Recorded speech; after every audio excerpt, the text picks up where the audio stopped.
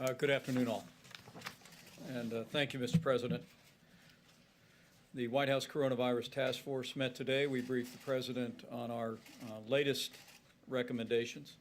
We continue at the President's direction to lead not a whole-of-government approach, but a whole-of-America approach. You just heard the President describe one inspiring story after another at the way the American people are responding, the way American businesses are responding, religious communities across this country.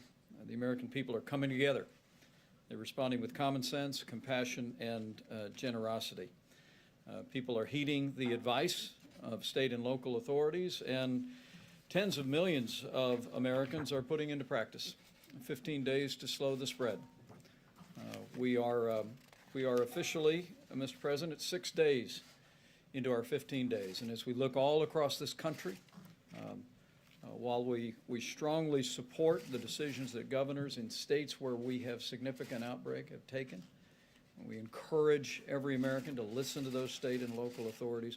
For every American, this is what you can do to make a difference over the next week and a few days to protect your health, protect your family's health, but most especially slow the spread and the potential for the coronavirus to impact the most vulnerable.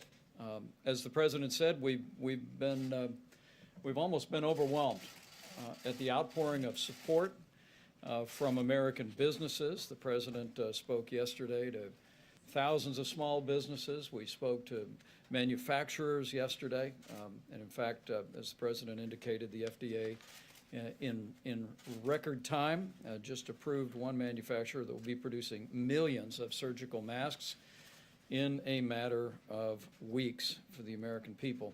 The pastors we spoke to, we want to thank all the religious leaders from every community of faith in the country, making the hard choice to suspend services, to have online services, even while those ministries are continuing to support food banks and come alongside the most vulnerable. And of course, the chorus of prayers that is coming up from communities of faith around the country is making the difference that it always has in the life of this nation. One thing the President and I promised was to remind people that on the weekends that you're not in the pews, it's still a good idea to, if you can, to go ahead and make that donation, because all the ministries are continuing to play a vital role in our communities, and we encourage your continued support.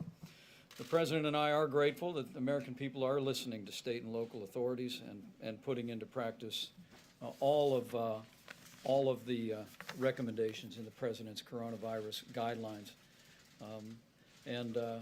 As you will hear in just a few moments from Admiral Gua, testing is expanding rapidly across the United States of America. State-run drive-thrus are expanding across the country. And as you will hear detailed this morning, now more than 195,000 Americans and more who have been symptomatic have been tested. That number does not include county hospitals or healthcare labs around the nation, some 15,000 in number.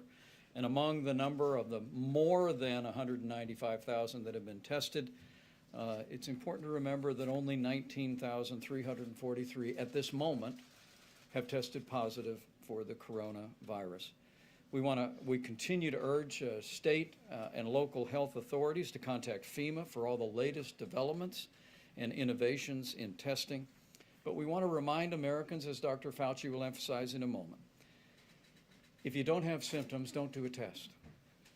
It is another way that the American people can make sure that we are preserving the resources that our healthcare workers need to minister and to support those who are dealing with the coronavirus and other illnesses. In a moment, Pete Gaynor will detail the efforts at FEMA. Since the President's national emergency declaration, we have FEMA in the lead, stood up the National Response Coordination Center, as the President said, and we are working closely, literally hour by hour, through FEMA, processing requests from states most impacted, like New York, Washington State, and California, and we'll continue to work very, very closely with those states through the very traditional means of federal emergency management at FEMA.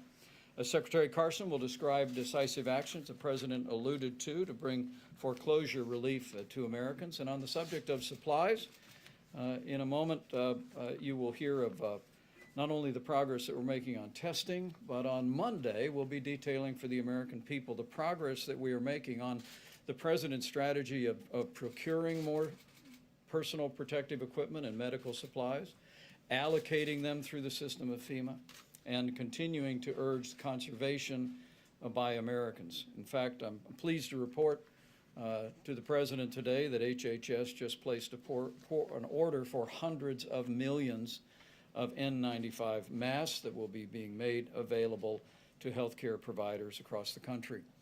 On behalf of the President, we do renew our call for Americans to postpone elective medical procedures, including dental services. And remember, this is another way that you're going to make sure that medical supplies are available, because by postponing elective medical procedures, you're freeing up medical supplies for those dealing with the coronavirus. As the President mentioned, our team is on Capitol Hill as we speak, working with members of Congress in both political parties. They're making progress, by all accounts, on a bipartisan bill. They worked late into the night last night, started early this morning, and we are working to pass that legislation on Monday in both the House and the Senate. Now, on a personal note, many of you may have been made aware that a member of my staff has tested positive for the coronavirus. We learned of that late yesterday. I am pleased to report that he is doing well. He had mild cold-like symptoms for about a day and a half, has not been to the White House since Monday. Neither the President nor I had direct contact with that staff person. We worked immediately with the White House physician and the CDC. We've done all contact tracing. And while the White House doctor has indicated that he has no reason to believe that I was exposed and no need to be tested, given the unique position that I have as Vice President and as the leader of the White House Coronavirus Task Force, both I and my wife will be tested for the coronavirus later this afternoon. Let me say again how grateful the President and I are that every American has acted on the President's coronavirus guidelines. We are 6 days into 15 days that, as Dr. Fauci may well reflect in a moment, is an opportunity for us here on the footholds of this epidemic curve in our country to literally lower the impact in our nation and save lives.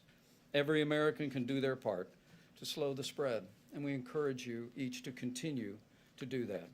As the President says often, remember, we're all in this together. And also remember that for most Americans, the risk of serious illness from the coronavirus remains low. The reason we want to put into practice the President's coronavirus guidelines is because no American would want to inadvertently expose someone who is vulnerable, a senior with a serious underlying health condition, to the coronavirus with a potential threat. I did hear one story this morning, Mr. President, about a senior named Geneva Wood. She actually is at the Life Care Center in Kirkland, Washington. She is not only a grandmother, she is a great-great-grandmother, 90 years young, and she tested positive for the coronavirus on March 6th. But by all accounts, she's doing well. She wanted America to know there is hope, and her strength and her enthusiasm is truly an inspiration to the nation. As the President said many times, we're going to get through this and come out stronger than ever before. And we'll get through this as Americans together. Thank you, Mr. President. Thank you very much. Thank you.